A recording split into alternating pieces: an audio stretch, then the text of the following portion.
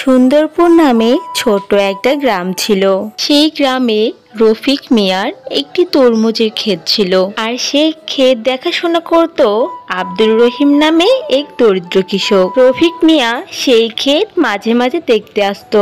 কি ব্যাপার আব্দুর রহিম, সবকিছু কেমন চলছে? সব ঠিকঠাক আছে বাবু। আমি কালকেই ফসলে কীটনাশকের ওষুধ ছড়িয়ে দিয়েছি। আর আমি যে নতুন বীজগুলো এনেছিলাম সেগুলো কেমন? অনেক ভালো। এই দেখুন না, ওই বীজগুলো থেকে বড় বড় তরমুজ হয়েছে। এ তো ভালো কথা।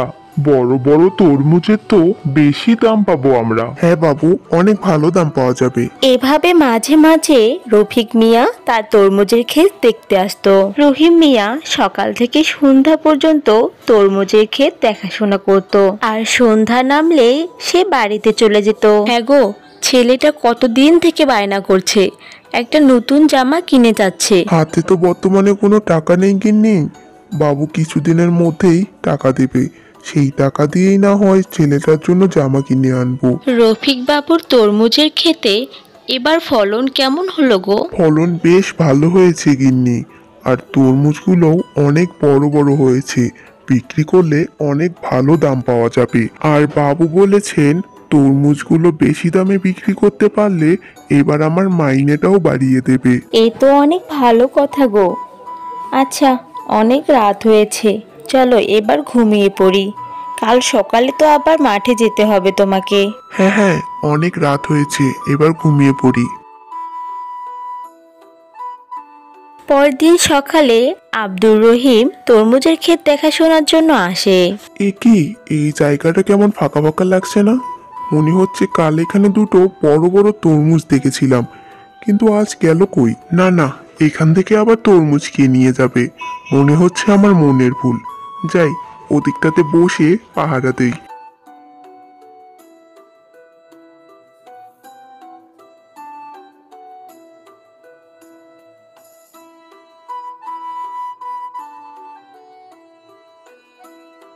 এ কি, রোজ রোজ এখান থেকে তরমুজ কিভাবে গায়েব হয়ে যাচ্ছে? রাতের আধারে কেউ এসে চুরি করছে না তো?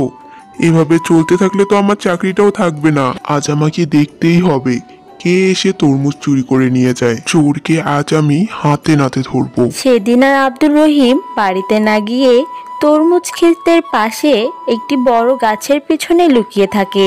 সারা রাত আমি এখানেই থাকবো, দেখি কে রাতের আধারে তরমুজ চুরি করতে আসে। রাত অনেক গভীর হয়ে যায়, কিন্তু এখনো পর্যন্ত কেউ তরমুজ খেতে আসে না। ভোরের আলো ফুটে গেল, এখনো পর্যন্ত তো কাউকেই দেখলাম না। তার মানে চোর কি আজ আসেনি? এমন সময় আব্দুল রহিম লক্ষ্য করলো আকাশ থেকে দুটো ছোট্ট ছোট্ট পরী তরমুজ খেতে নেমে এলো। এ কি, এ তো দেখি ছোট্ট ছোট্ট দুটো পরী তরমুজ খেতে নেমে এলো। তার মানে এরাই প্রতিদিন আমাদের তরমুজ চুরি করে নিয়ে যায়। দেখি তো গিয়ে।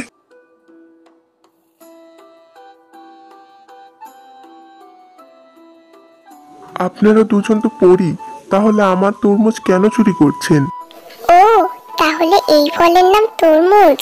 আমাদের পরিলোকে এই ফলের চাষ হয় না, কিন্তু সেদিন যখন আমরা এই তরমুজ খেলাম আমাদের খুব ভালো লাগলো, তাই আমরা প্রতিদিন একটা করে তরমুজ নিয়ে যাই। কিন্তু আপনাদের জন্য যে আমার মালিক আমাকে কাজ থেকে বের করে দেবে। কেন বলো তো? এই তরমুজের ক্ষেতটা রফিক বাবুর। বাবু আমাকে প্রতি মাসে মাইনে দেন এই ক্ষেত দেখাশোনা করার জন্য। যদি আপনারা এইভাবে তরমুজ নিয়ে যান তাহলে বাবু আর আমাকে মাইনে দেবে না, আর আমাকে কাজ থেকে বের করে দেবে। আরে রে রে, ক্ষমা করে দাও, আমরা এসব জানতাম না।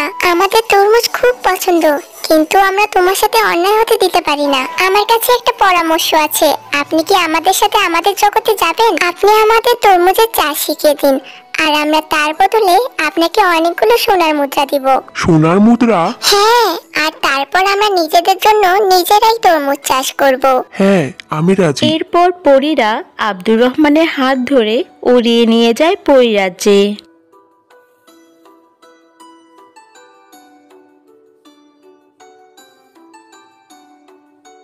এ তো আশ্চর্য, মেঘের উপরও এরকম বাগান থাকে?